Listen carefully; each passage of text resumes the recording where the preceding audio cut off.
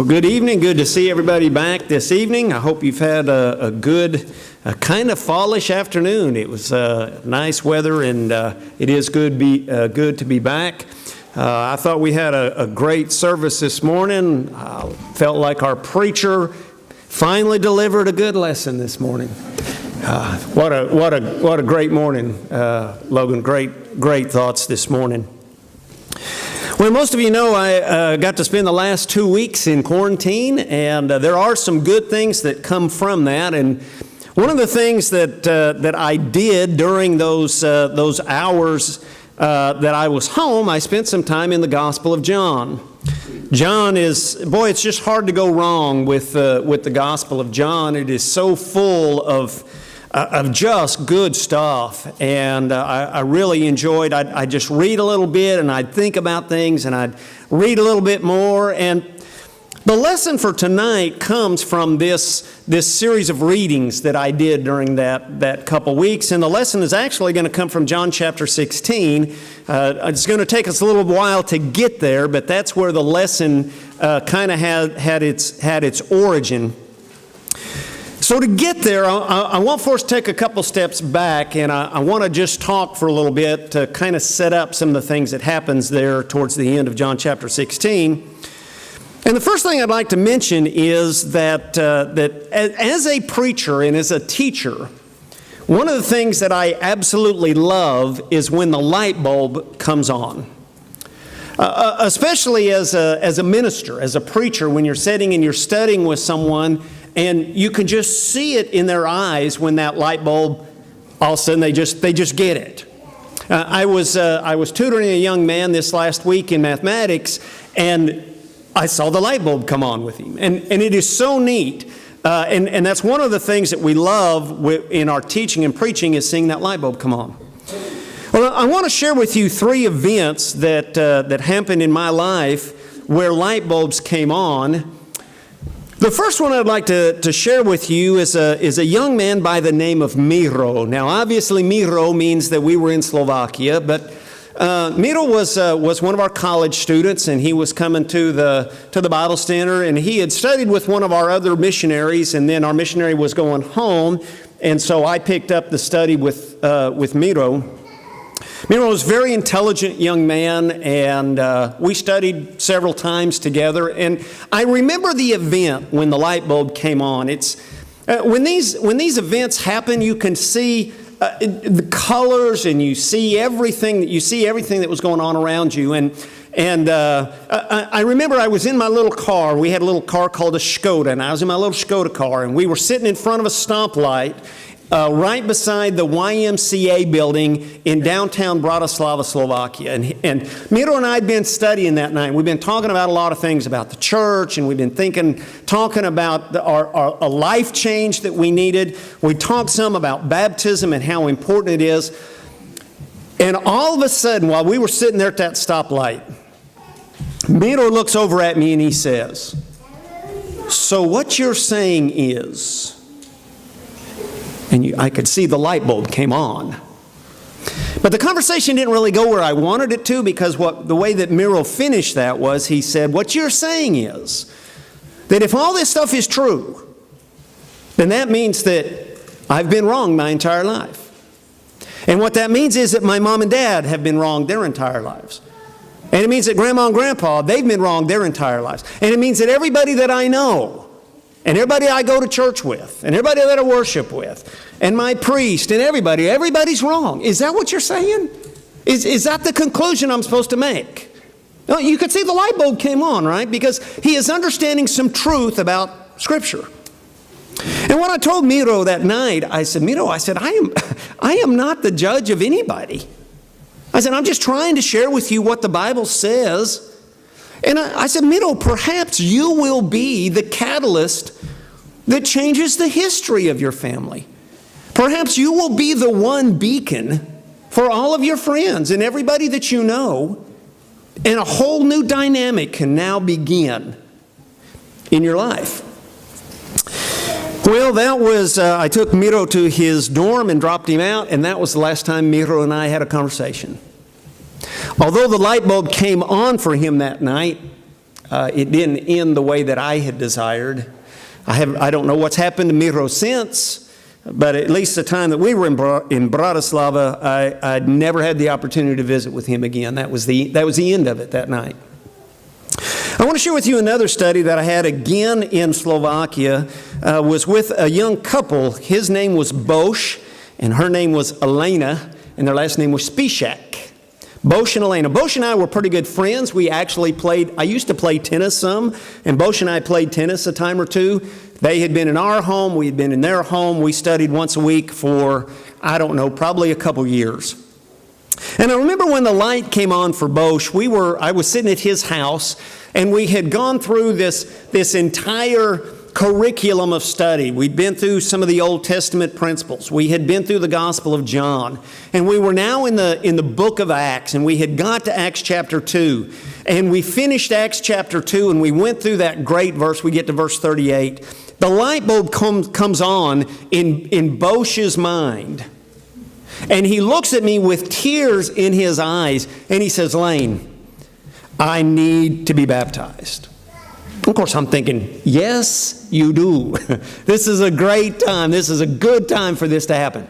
I said, "Well, Bosch," I said, "let's load up in my little Skoda car, and we'll go down to the Bible Center, and we'll baptize you." And he said, "Well, wait a minute. Wait. He said, "Before we do this," he said, "I really need to talk to my pastor back at my church." Well, you see where that went. Bosch and I remained friends. We studied a few times after that. But I never saw the light bulb come back on in Bosch's mind. A third example I want to share with you is something that happened here in this very building just about 2 years ago. One of our students at the college, a young man by the name of Kellen Murphy. Kellen and I got to be pretty good friends. He was in a couple of my math classes. And he came up to me after class one day and he said, "Dr. Heitz," he said, I'd really like to, can we study the Bible together?" I said, "Well, sure we can. Let me think about it, Kellen." "Okay, we can study." So we studied about 3 or 4 times, and we were sitting in that office right over there, and Kellen looked at me and he said, "Dr. Heitz," he said, "I need to be baptized, and I need to be baptized right now. I can't wait another second." I said, "Well, let's go to that building right over there, and we've got water ready." He said, "Dr. Heitz, it's okay. I want to go to the lake. Do you mind baptizing me in Lake Texoma?" I said, "Wherever there's water, that's fine." So he made 2 phone calls. We loaded up, drove to Texoma, and he was baptized that night. I share those 3 stories because what we find in the lives of people, and what we're fixing to see in the lives of the disciples, is that there are times when light bulbs come on, but that doesn't necessarily mean that we will handle those light bulbs correctly. Sometimes light bulbs come on, and we don't do anything with them. Sometimes we reach an understanding or we reach a truth about our lives, and we manage to bury it, or we manage to talk ourselves out of it for some reason. And what we find in Scripture is that this is actually a fairly common event. Now, as I mentioned, I've been studying the Gospel of John, so I want to share with you 3 quick events from the Gospel of John where this happens. The first one is with Nathanael. This is in John chapter 1 and verse 49. And you remember that Jesus is visiting with Nathanael, and he tells him, "Look, I saw you under the fig tree before Philip ever called you." And in verse 49, Nathanael says, "Rabbi, you are the Son of God. You are the King of Israel." You can see the light bulb come on in the life of Nathanael. Now, throughout the rest of the gospel, we don't run into Nathanael again, but what we do know is that there are at least two different times in the Gospel of John where the comment is made that all of the disciples left. There comes a time in Nathanael's life, although the light bulb comes on here, that he will kind of move into a position where he is kind of out of faith, where he is not willing to put his full trust and his full confidence in God. We find that at the cross. We find that actually in John chapter 6. So light bulb comes on, but he doesn't do much with it. Another example in the gospel is just a whole group of disciples in John chapter 2 when Jesus begins his earthly ministry with the miracles, with changing the water to wine in Cana. Verse 11 says this beginning of his signs Jesus did in Cana of Galilee and manifested his glory, and his disciples believed in him. The light bulb comes on for them. They see their teacher and their master perform this amazing miracle right before their eyes. The light bulb comes on and they go, this is the Son of God. But then as you read through the Gospel of John, you get over to John chapter 4, and Jesus is visiting with the woman of Samaria, and the disciples come back after being in town, and you remember their conversation with Jesus. Jesus, what are you doing talking to this woman? Don't you know she's a Samaritan woman? Come on, Jesus, we got important things to do. Leave her alone. They don't get it, do they? In spite of the fact the light bulb had come on for them earlier. In John chapter 4, they're back confused and kind of lost about who this Jesus really is. We move over to John chapter 6. In John chapter 6, Jesus feeds the 5,000 here. And we get down to verse 14. It says, therefore, when the people saw the signs which he had performed, they said, this is truly the prophet who is to come into the world. So there's a whole group there of followers that have eaten, they've seen this amazing miracle of Jesus. A light bulb comes on with them. They believed in him. But then as you travel on through the Gospel of John and you go all the way down, work all your way through chapter 6 down to verse 66, Jesus has been talking about commitment. He's been talking about how important it is to follow him. He's used some difficult language for them to understand. In verse 66, as a result of this, many of his disciples withdrew and were no longer walking with him anymore. Light bulb comes on. They don't do anything with it. You know, there's another example that is not in the Gospel of John, but one that probably comes to everybody's mind, and that's Peter, Matthew chapter 16, verse 16. You are the Christ, the Son of the living God, he professes. But then what happens with Peter? Train wreck, right? Train wreck after train wreck after train wreck. Peter, even when we're in Galatians, the book of Galatians, as Paul is talking about Peter has another train wreck even after the day of Pentecost and the church starts. Peter has difficulty there. Light bulb on, yes, but behavior, something different. Several times in the Gospel of Matthew, Jesus will be visiting with his apostles, and something will happen, and he will say, "O ye of little faith." In spite of the fact they are right there with Jesus, watching him do some amazing things, they still just can't quite get it put together.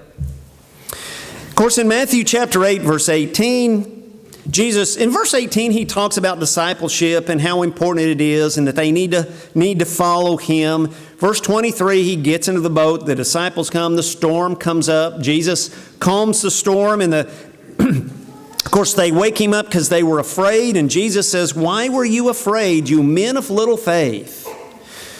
Here we have a group of men who are with Jesus 24 hours a day, 7 days a week, for 3 years. They see miracle after miracle after miracle. They hear all of his teachings. They see the way that he acts and he interacts with people. And they continue to be men of little faith. Chapter 14, verse 22 is another example where they're back on the sea again in chapter 14. Jesus walks on the water. Matter of fact, we read this morning. Jesus walks on the water out to him. Peter gets out of the boat. Verse 30 says, seeing the wind, he became frightened, began to sink, and cried out, "Lord, save me." Immediately Jesus stretched out his hand, took hold of him, and said, "You of little faith, why did you doubt?" Right there in the presence of his Lord, who is standing on the sea. And Peter still doesn't quite get it figured out. Light bulb would come on in Peter's life. But his belief and his actions were not quite lined up. Chapter 16, verse 5 through 11, another example where Jesus, again, he is down by the sea, but this time some people, the Pharisees come, and Jesus is talking to the disciples, and he says, "Watch out for the bread of the Pharisees." And then they go, oh, we don't have any bread. Where are we going to get bread? We didn't bring bread with us. And they're all upset about that. And, you could just see Jesus shaking his head. Do you not understand that this really isn't about bread, fellas? Your faith is so weak. It's not even measurable on the Richter scale here. We can't even see it. Have you learned nothing from watching me? Have you learned nothing from the miracles that I've done? And the disciples continue to just kind of shake their head and go, we don't get it. Chapter 17, verse 14, example with the man who's possessed by demons. And you remember, so there's a group there that want to help this man. This is Matthew 17, 14. And they bring him to the disciples, and the disciples can't help him. So they bring him to Jesus. And Jesus makes some statements there. You unbelieving generation, how long is this going to take? I don't know if Jesus felt frustration, but he might have right here a little bit. He might have been, are you guys, the light bulbs keep coming on, but I keep seeing your little faith. Is this going to change? And this is where in verse 20 he says, look guys, if you have faith the size of a mustard seed. Fellas, he's telling them, it doesn't take much. Just that much. And they apparently don't have even that much yet. There's one more event then that happens. And this one is finally to our text. This is the verse that sparked all of this gibberish that I've been sharing with you about faith and about light bulbs. Because in John chapter 16, the disciples are going to make another comment like they did at the beginning of this about belief, about having faith. And I want to remind you that this event in John chapter 16 actually begins back in John chapter 13. So this is the time of the Last Supper. So John covers a bunch of stuff there that's not in the other Gospels. Starts in John chapter 13. Jesus washes the disciples' feet. And then Jesus begins to teach. It teaches about a whole lot of things, and I am positive this isn't all that Jesus taught about, but these are the highlights that the Holy Spirit wanted us to know. He comforts his disciples. He says, look, a time is coming, but I'm going to prepare a place for you. He talks about the Spirit coming and that the Spirit's going to lead them into all truth. He talks about the time of the cross and that difficult times are coming. And then in chapter 16, we get to verse 25, and Jesus says, these things I've spoken to you in figurative language, but an hour is coming when I will no longer speak to you in figurative language, but I will tell you plainly of the Father. In that day you will ask in my name, and I will not say that I will not request my Father on your behalf, for the Father himself loves you, because you have loved me and have believed that I came forth from the Father. I came forth from the Father, have come into the world. I am leaving the world again and going to the Father. And the disciples said to him, verse 29, lo, now you are speaking plainly and you are not using a figure of speech. Now we know that you know all things and have no need for anyone to question you. But this we believe, by this we believe that you came from God.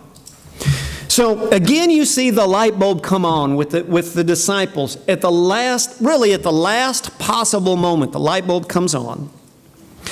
And Jesus in verse 31 says, do you now believe? Time after time after time after time in the Gospels, they've professed a belief and have failed. And they've professed a belief and they have failed. And they professed a belief and they've failed. And Jesus asked them there in verse 31, do you now believe?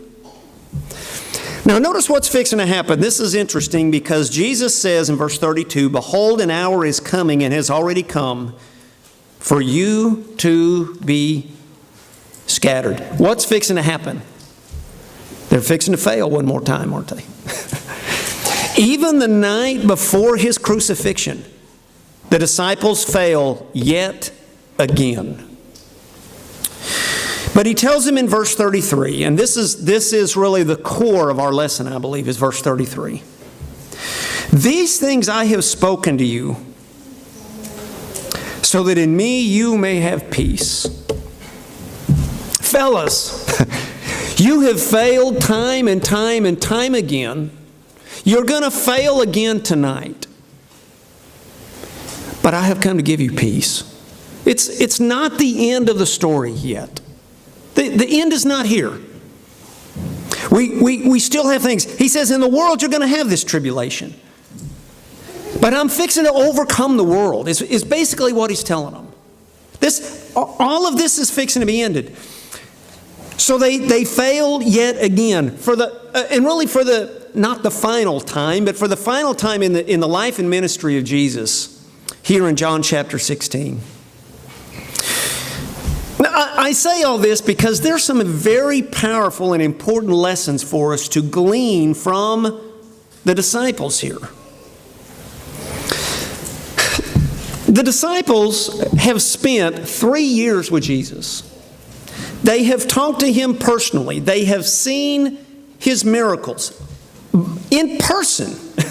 They have watched limbs grow out of a body. They have watched a crippled man as his legs reformed before them.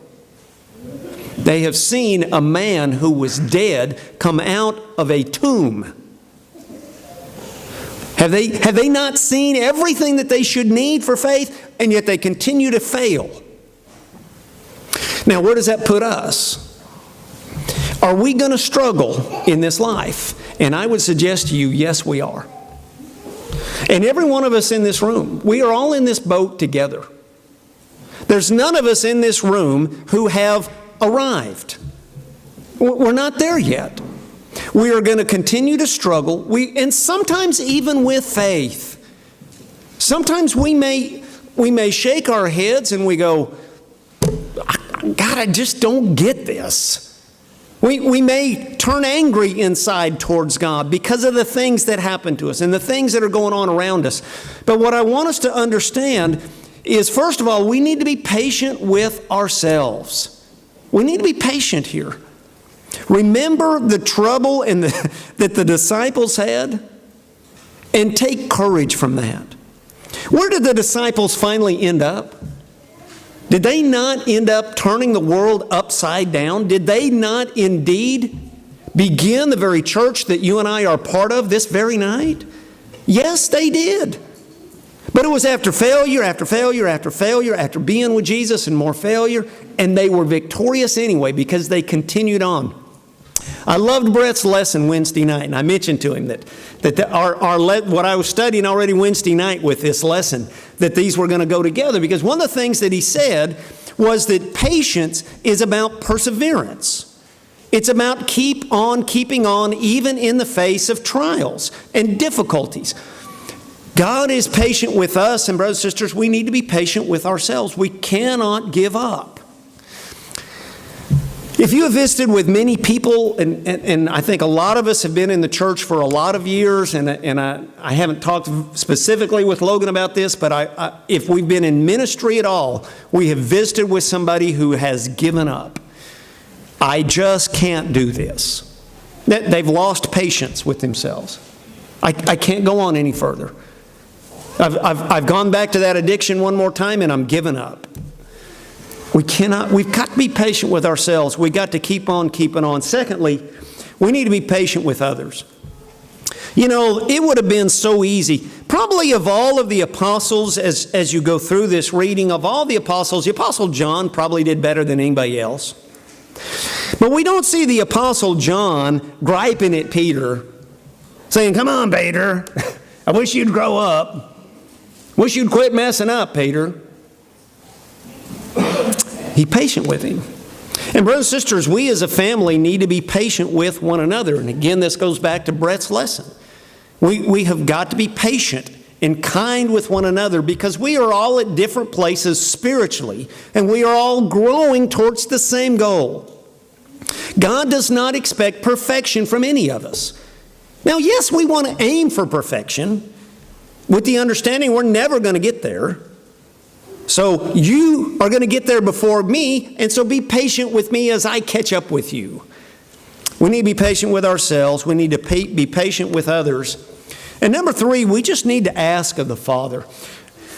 You know, when this kind of sunk into my mind as I was studying, as I was thinking about some of these things, here in John chapter 16, 3 different times Jesus will tell his disciples, ask of the Father. Ask the Father and let him grant you things. Now, brothers and sisters, we need to keep that in mind. We talk a lot about prayer, and indeed we should. But we need to ask the Father in confidence, and I think especially in this context tonight, when we're thinking about our faith, and when we fail, we just need to go back to the Father and continue to say, Father, I am not there yet. I have failed you yet again. Help me in my unbelief. Help me in my faith. Ask the Father and let him grant additional faith in our lives. The fourth lesson that I'd like for us to learn and glean from this is that we need to be ready for Satan's attacks. I tell you, I see 2020 as an attack of Satan. And you know, at times I feel like that Satan's attack at 2020 was specifically at the Durant Church of Christ. I tell you, I love this congregation, and I know y'all do too. And there are some great things that I believe are waiting for us in the town of Durant, Oklahoma. I believe that there are souls that will be brought to our Lord and Master because of the church here in Durant. And I think Satan knows that. And I think he's scared. And he goes, you know what? I'm going to send a worldwide pandemic to slow down the church in Durant. That's kind of how I feel about some of this stuff. I know that's not the exact case, but I do know that Satan is going to make his attacks. What Jesus tells his disciples there in verse 32 is, behold, the day is come, the hour is coming, has already come for you to be scattered. Fellas, it's not over yet. Persecution's going to come. There's going to be tribulation. But we must keep on keeping on. We must continue with the fight, with the struggle. Continue building our faith. Even when we fail, we get back up one more time and we keep on struggling. Jesus, when he wrote to the church in the book of Revelation, said, be faithful until death, and I will give you the crown of glory. Let's let the apostles and the disciples from John chapter 16 be an encouragement to us that we will indeed keep on keeping on. And as we kind of tie this back to where we began earlier, what are you going to do when the light bulb clicks on for the next time? I think all of us in here have had that light bulb moment. I've had several in my life, and there will no doubt be another one. What are you going to do the next time that light bulb comes on? Are you going to be like Miro and just totally walk away and go, I can't accept any of that? Are you going to be like Bosch and perhaps say, now wait a minute, let me think about this, and talk yourself out of it? Or might we follow the example of Kellen and do something immediately? I'd suggest to you that that's the direction that we need to go. Brothers and sisters, let's make some commitments that when God sends us a light bulb next time, we will be ready for action. If there's anyone here that we can help this evening, if you need the prayers of the congregation, maybe that you need to be baptized into Christ this very night, we'd like to help you do that. If we can help you in any way, would you please come while we stand and sing?